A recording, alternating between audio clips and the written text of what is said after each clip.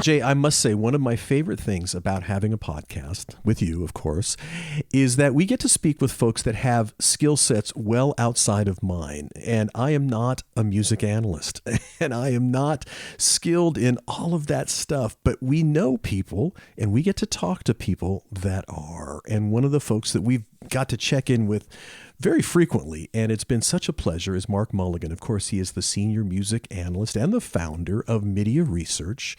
And I've learned so much from Mark in areas that are just well outside of my knowledge base. And it's just such a pleasure. And I so appreciate having that connection and learning so much from him. Yeah, me too. Mark and Tatiana, their team over there, they're just the best. MIDiA reports are reports that the music industry looks at very closely, and they're highly anticipated.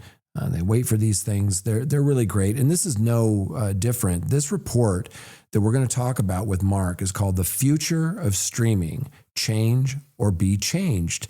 And, you know, Mark and his team interviewed top CEOs, you know, from the DSPs and, you know, from all the major labels. And some of these interviews were confidential, but some of them agreed to provide quotes for this report, which are baked into the report, which we'll talk about. Anyway, it's a fantastic report, and that's what we talked to Mark about. So now, without further ado, here's Mark Mulligan from MIDiA. Let it roll.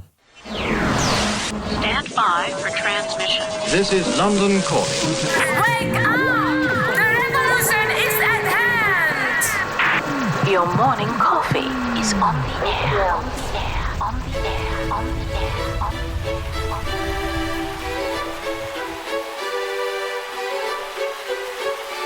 Standing by.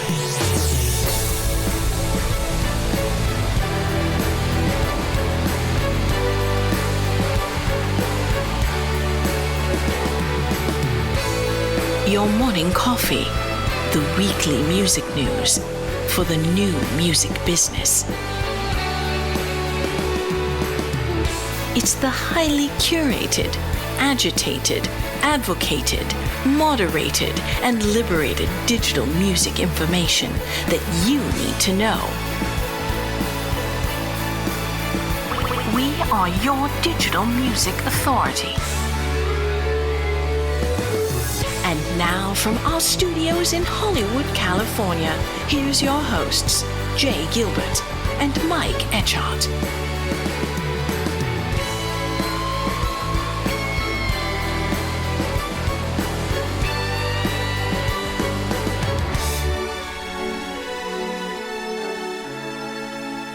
Well, Mark, we typically start these interviews with a question like this. For those with no prior knowledge, talk about the work you do at MIDiA and a little bit about your background.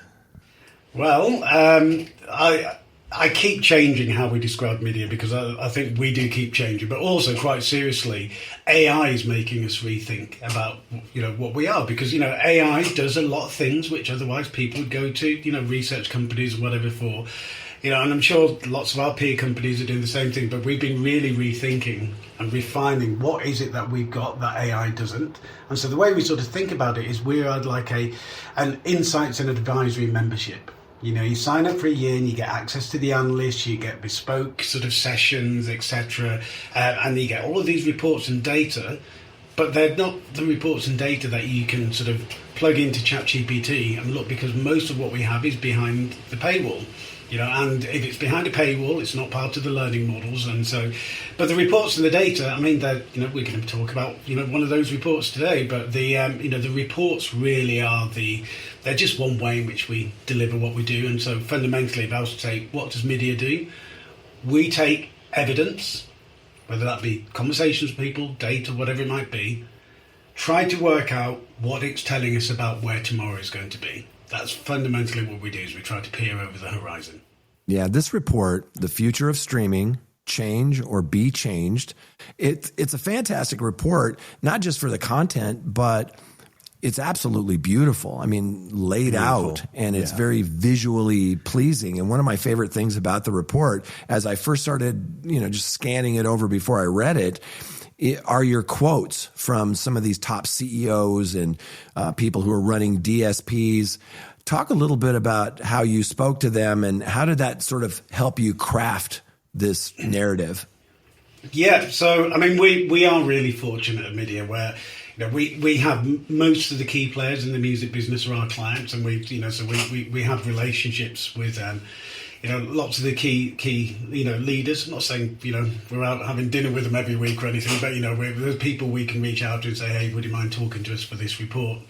And we have over the years built up this relationship that's basically like a knowledge bank.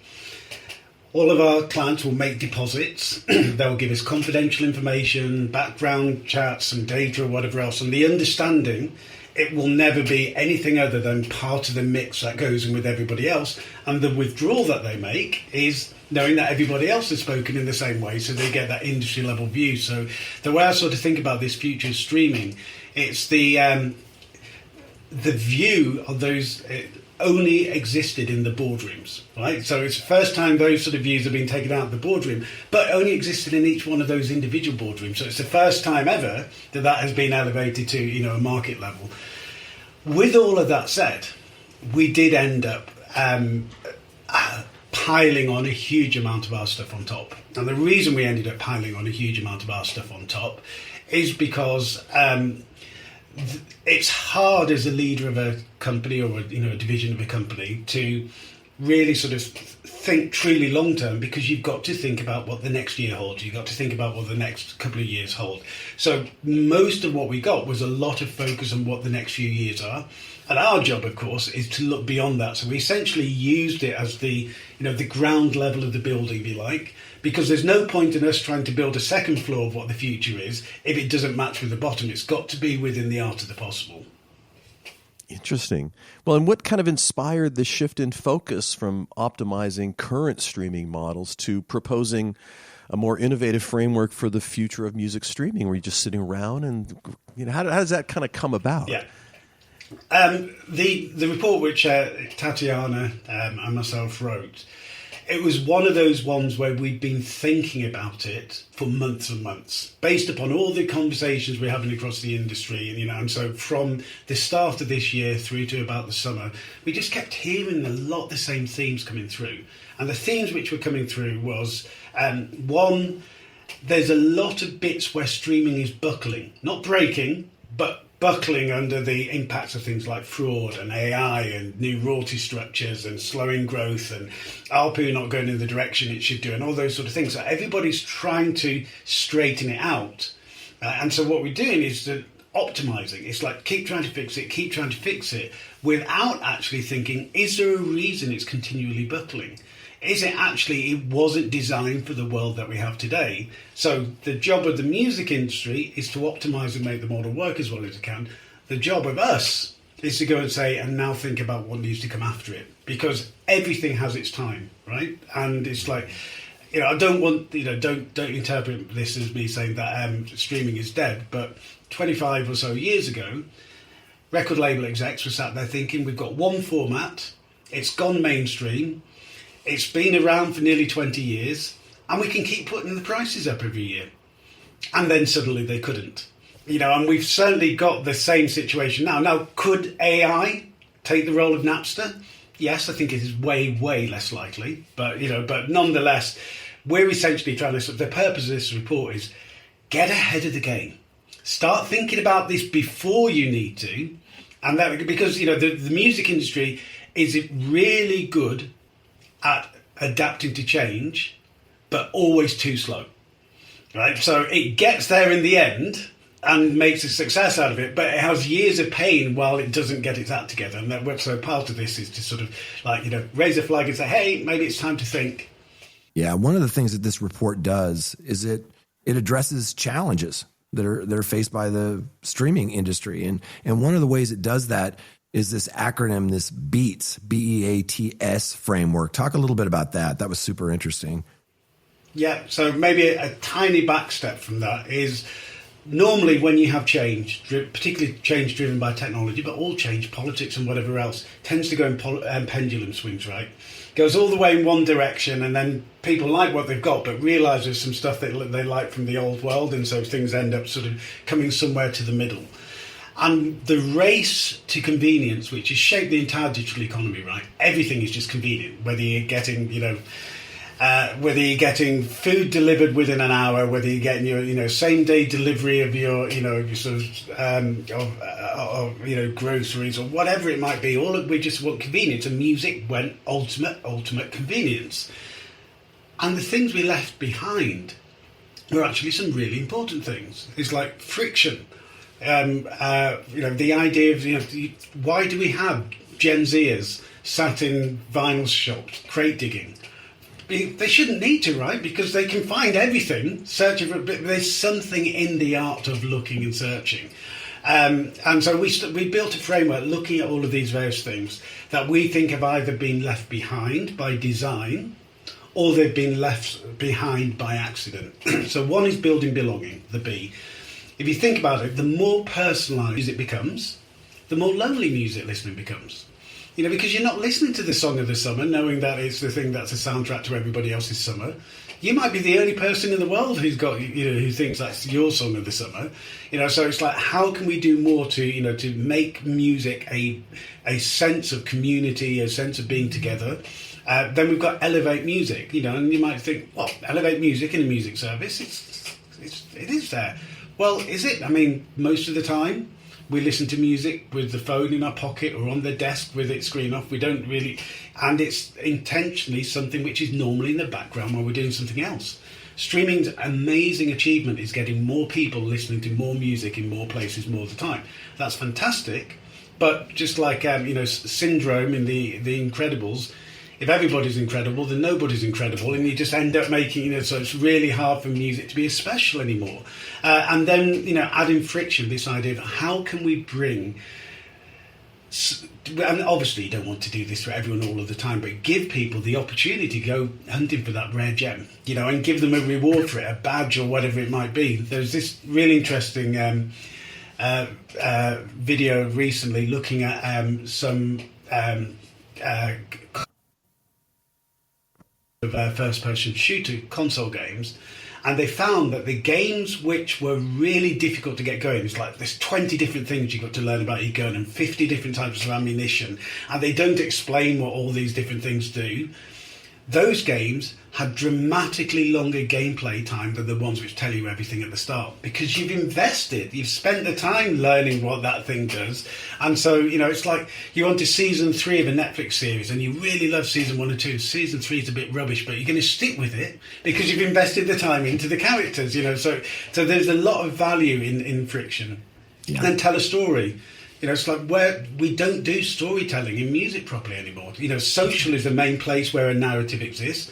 And social is not somewhere which is designed for, let me sit back and listen. It's like bang, bang, bang, you've got a few 15, 30 seconds. And then finally, possibly the most controversial, but we think the most important component. And that is setting rate limits. The old traditional music business, you could only make so many CDs because there were only so many factories with so much capacity. There were only so many DJs on the radio who you could go and pitch your song to. There were only so many music journalists. There were only so many billboards, so many TV showcases, etc. And so that inherently made everybody think very carefully about this piece of music that is going to use up some of that capacity. Is it good enough? And now we're in a world where we've got effectively infinite of all of those sort of things.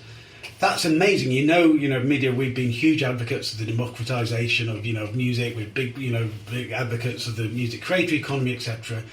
But it's becoming detrimental for everyone now, because there is, even though you have that, effectively infinite, not infinite, but effectively infinite input, there is a finite output, because the royalty pot has a finite limit.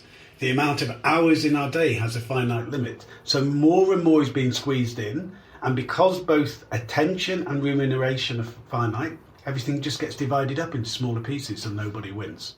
Yeah, probably a pretty good lead into the next question, which is how do you see the role of AI evolving in the music streaming space, and what potential risks and benefits do you foresee?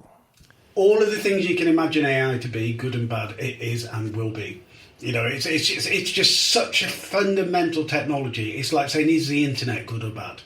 And I think, its role in music isn't as broad as AI as a whole, but is equally has so many different, functions. It can be using a chord starter, to sort of get some inspiration. It can be using it as as a mixing tool to, sort of get the levels right. And it can be creating an entire song. So the role of AI in music making, forget all the additional things about, royalty accounting and everything else, just in music making itself, that is not going away. It is likely to be as influential, at least, as the sampler was, in changing the way that music creative workflows happen. It's probably going to result in a complete reimagination of what a DAW is, but that's an entirely different conversation. But in terms of its impact on consumers, there is going to be more music. And as we just outlined, the problem is there's too much music. So we need, even if you take out the potentially nefarious cases for, AI, which is a big and growing issue, but if we just take the genuine, some 17-year-old kid just wants to play around and, hey, well, I've got something really cool, my text prompt, and I go and upload it by DistroKid onto Spotify. Even if you just take those, right? So let's say 1 million kids do that and they get streamed once each. They only have one stream each, but that's 1 million streams taken away from the royalty pot, and they won't meet earning thresholds and, and all that sort of stuff. So ultimately, I think we need to have lanes for AI. And lanes for AI is not simply saying they get paid less or we do some detection or whatever else. I mean, there needs to be, at the moment, this might change, but at the moment, you don't confuse a TikTok video with a Netflix show because they have different lanes. And I think that's where we need to get with AI. It might be different lanes within streaming, but they would have to be really, really clearly demarcated. Yeah. You mentioned the importance of bringing music out of the background. How can streaming platforms do that, do you think? It's about giving invitations to lean in. So we're not going to, there's no point in even imagining about trying to turn back the clock to get away from passive listening, because passive listening is really good for music. It gets more music listened to more of the time. So, we don't want to undo that. And, if you think back to, say, I don't know, the glory days of radio, people on the shop floor with, radio playing in the background. So, we, as humans, we like to have music on in the background, and that's, that shouldn't be taken away. But even us, the music aficionados, which probably the majority of the people who, listening to this will be music aficionados, we spend most of our time as passive listeners, because we'd like to have music with us while we do everything else. So you don't want to force people not to be able to do that. But what you do want to do is those people who do like music more than the average person, give them cues to come in and do more with it. And say, oh, great, actually, I can go in and I can sort of try to, there's a little quiz here to go and find another couple of the songs by them. If I find it, I unlock some extra content from the artist, or there's here's a, sort of a Song Exploder mini episode, or, whatever. Just, there is no single way of doing this. It's just giving people more reasons to say, actually, yes, let me go and have a listen. Let me have a look. Let me have a read. One of the things you talk about is friction, which is a really interesting kind of concept. What are some examples of healthy friction that could enhance user engagement without detracting from that convenience of streaming? Yeah. Well, first of all, just think the computer games industry is an entire industry built on friction. If there wasn't any friction, there wouldn't be a game. If you just open it up and said, you've won, there is no game, right? Right. So it is entirely possible to build entirely vibrant, entirely digital industries around friction. It's just that we have had an ideology of convenience in the majority of entertainment. And so in music, I mean, sort of examples might be, there might be a section of your streaming service where you can't skip. Right? And it's like you've chosen to go in and you know that this stuff is going to be hand curated, and yes, that awkward listen that you wouldn't have got through the first minute, by the time you got to the end of the track is, oh yeah, there's something there. There might be other ones where it's Yeah, you're not going to unlock the rest of the tracks in this EP unless you listen to the first two. So there's just lots of simple ones you can build around the actual, build around consumption, but also things where you can, I have to use the G word, gamify, and sort of make discovering music and going on a little musical journey sort of, a fun thing to do. It's like, again, it's worked for the games industry. We haven't yet, the music industry's focus on games has been, how can we get music into games? Actually, maybe the opportunity is, how do you get games into music? One of the weaknesses, I think, of digital service providers is the narrative for both the artist and for each maybe focus track or each album. I mean, I grew up in an era where I loved reading Mojo and Q and, all these music magazines because I wanted to dig deeper. Are there some practical ways that streaming services could incorporate storytelling into the listening experience? Yeah, and I think one of the things we did in the report was, the standard assumption is that all streaming services are pretty much the same because they all work with the same commercial model, the same licensing structure, largely the same catalogue. But what we did was Tatiana and I took a closer look and realised that actually there's some real things that each one leans into. And in the context of storytelling, you look at all the things which Apple is doing. So it's got documentaries on Apple TV. It's got Apple Music Radio. It's creating sessions and whatever else. So, those things don't have to be within the DSP if you've got an ecosystem, and all of them have now to some degree got an ecosystem. And the other thing that's worth noting is every leading streaming service now has a bundle, right? So YouTube Premium, Amazon Prime, Apple One.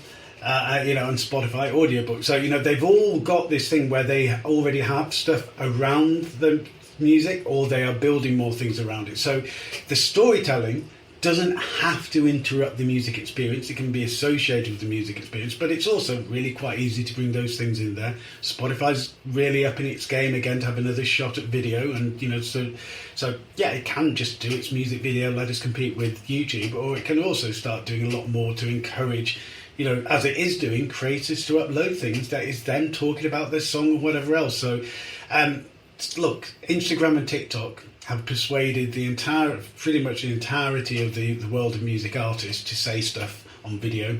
So it's not really that much of a leap to say stuff on video in the place where you actually get paid. Yeah. And there was this DSP for a while, Music Aficionado. And what it was is the layout, I don't know if you remember this, but it looked like a magazine. Oh my gosh. I had so much fun going in there, and they would do things like, these are the 10 best blues guitar players in the world, but they weren't. It was like just 10 that they liked. And I I grew up listening to radio. I like sometimes lean back and have somebody tell me the narrative, tell me the story. And I feel like there's not a lot of that going on, even though you're only a click away from a YouTube or a TikTok or something. Yeah, and I think so there's a couple of things. So first of all, we are definitely at the stage now where we need to think about the music consumer not just as one amorphous group, right? It's like, if you were to go to a smartphone company and say, oh, so you have a consumer then? No, we've got these 27 different segments, which, we build for and whatever else. So, I think there's a lot of segmentation needs to be applied. And each of the streaming services already have a little bit of a skew in terms of what their audience is, so it will work more naturally for some. Apple, I think that sort of experience, their customer base, there's significant portions there who would love to go all nerdy reading is this really the best 10 prog rock albums of all time or whatever else. You might not get there with YouTube, but one of the things that we're trying to say in the report is it's time that streaming services differentiate from each other, not just for purposes of competition, because it's healthy for music fans to be catered for as who they are, not just as, we are music fans or music consumers as a whole. Yeah. Well, the report highlights a potential devaluation of music consumption among younger generations. So what steps can the industry take to counteract that trend? Right. Imagine a 15-year-old Gen Z now versus a 15-year-old millennial. 15-year-old millennial comes up, wow, look at this new streaming thing, it's amazing, right? And that radio, I'm never going to go anywhere near radio, that's like what old people do. And then Gen Z, well, streaming is just like radio. Mum and dad are listening. Part of the furniture, part of the world as it is, so it doesn't have that sort of wow factor. And some other places feel more like they're for their generation. TikTok feels more like it's for them. Twitch feels like it's more like for them. Discord feels like it's more like for them. So there's more places that feel like it's their generation in a way that millennials felt that streaming was their generation. Now that's a subtle thing. That's not like that means Gen Z's running away from streaming, because it's like saying they're running away from water in their tap. It's important. It's there. But it's not a sort of something that they really sort of put a huge amount of cultural capital in as a whole. And so when we look at the percentage of penetration, that's how much of a group is doing something. Penetration of music among 16 to 19s has basically hardly moved in the last 4 years. Penetration of all other age groups has grown. I mean, millennials quite a bit, but not a huge amount because it's already high. But 35 to 45, 55, absolutely rocketing. And teenagers stayed the same, pretty much. 1 or 2 points of growth. Now it's still good. It's like in the 70s or so of percent, or maybe 60s or so percent. But it's nowhere near as universal as TikTok is with them, or the way that or Instagram is. So we definitely don't see streaming as being as culturally central to them in the way it was to millennials. I'd like to talk to you about the independent creators, and you mentioned this in the report. I was looking at Luminate's last report, and it was something like 86% of the music that's out right now was streamed 1,000 or less times in the last 12 months. And of course, that's important because of the way that Spotify has decided to pay out. How can, these streaming platforms, how can they sort of help independent creators and sort of support them? Yeah, and it's the if you were in a model with a finite royalty pot shared by everybody and finite attention shared by everybody, you can't help everyone without actually being detrimental to everyone, right? So I think that's where we probably need to think about there being different lanes. A place where independents can compete on a level playing field. A place where if I don't get enough streams, my royalties go to a major label artist instead. A place where I'm not going to be competing with major label artists on this playlist. And so there's a good model. I don't know if you're familiar with Beatport have a thing called the hype charts. Right. So what Beatport did was for all labels that have below a certain revenue threshold, they and only they can go into the hype chart. So as a consequence, you can be, an indie artist on a tiny little label and get a number one, and people will notice you. And so I think that sort of approach, would be more helpful to the long tail of independent creators than simply saying, yeah, more of you can come. There's so much great independent music out there. I'm always discovering great independent music, but it's not streaming a billion times like maybe K-pop or Bad Bunny or something, and maybe some of that gets sort of lost. I would love to see more curation when it comes to indies in general. Yeah, curation is one of the really big themes that we build out in the report. It's like there is time for humans to become a big part of the mix again.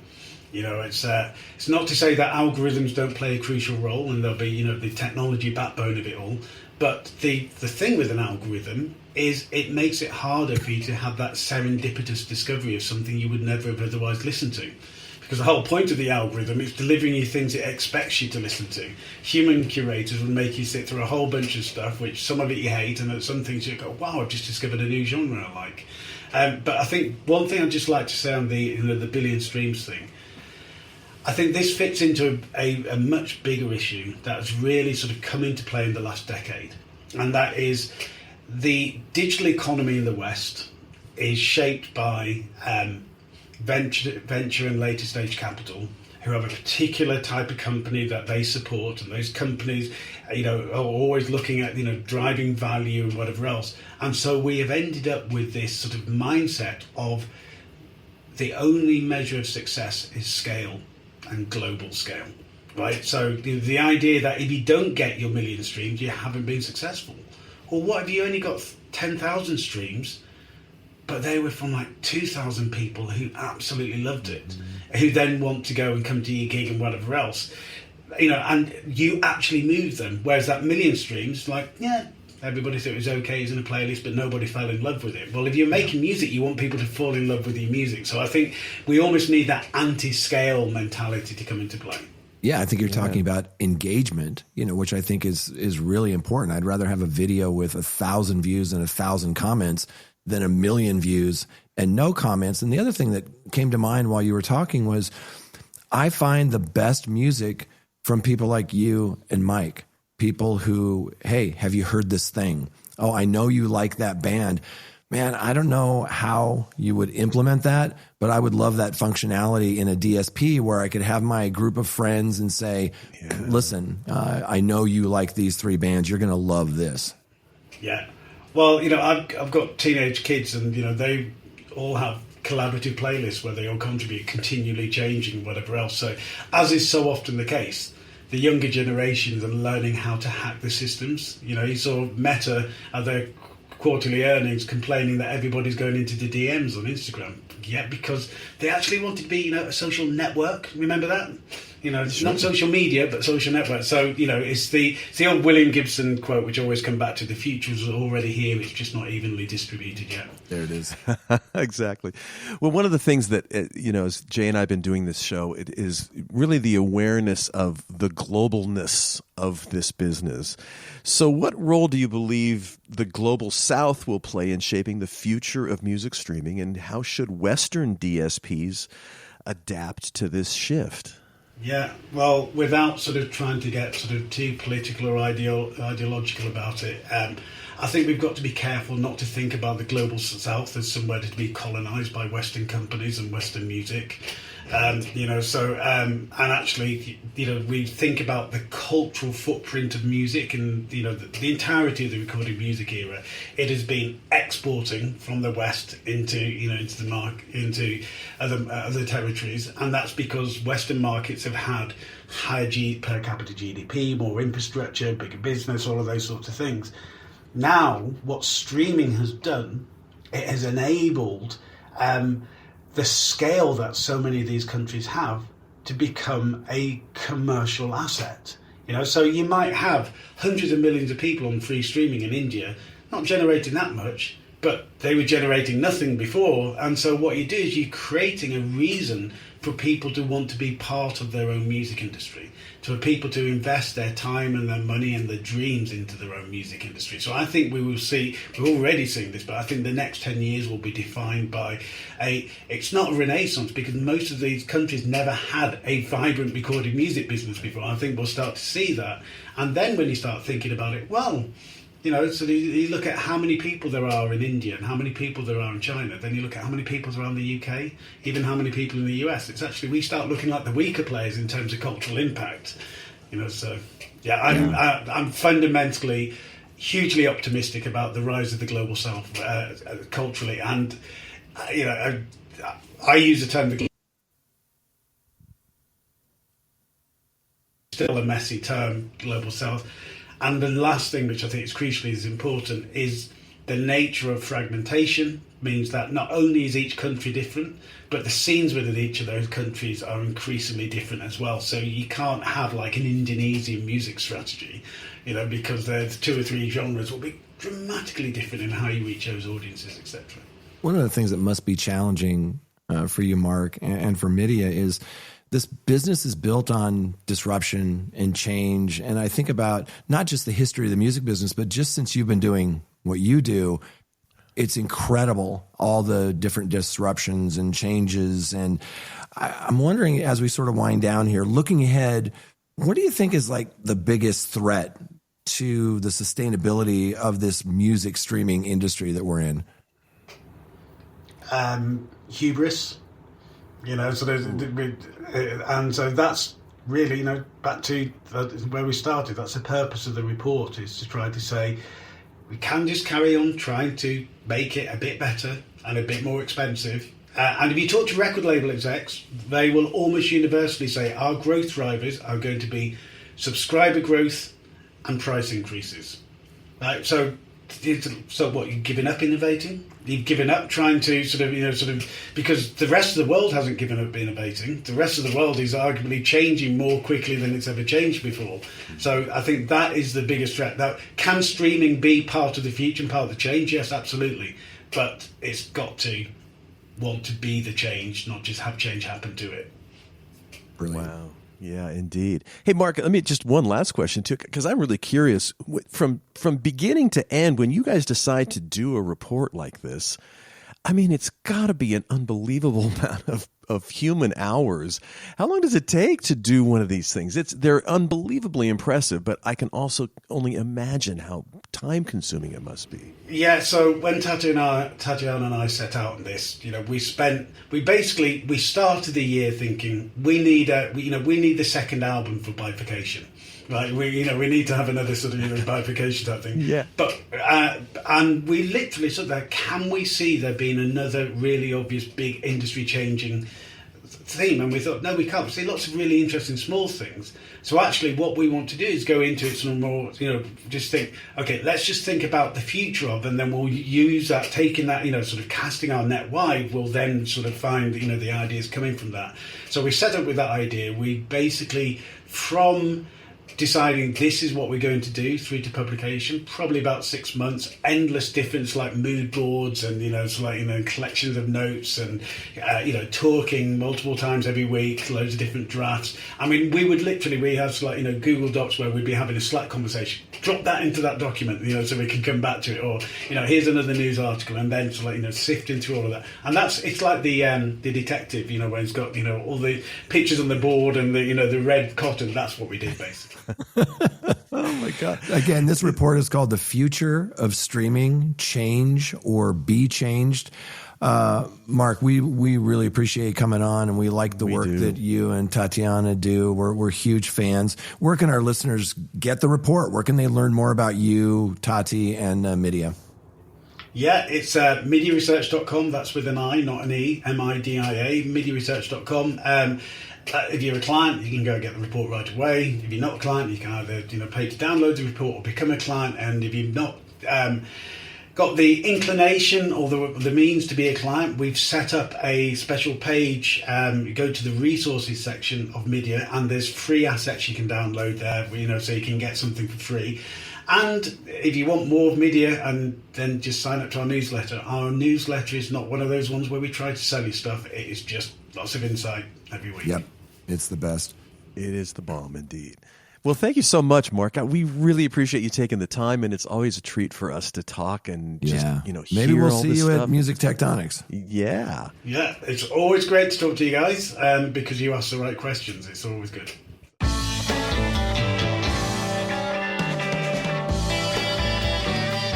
You've been listening to Your Morning Coffee, the weekly music news program for the new music business. Join Jay Gilbert and Mike Etchart next time for the digital music news you need to know.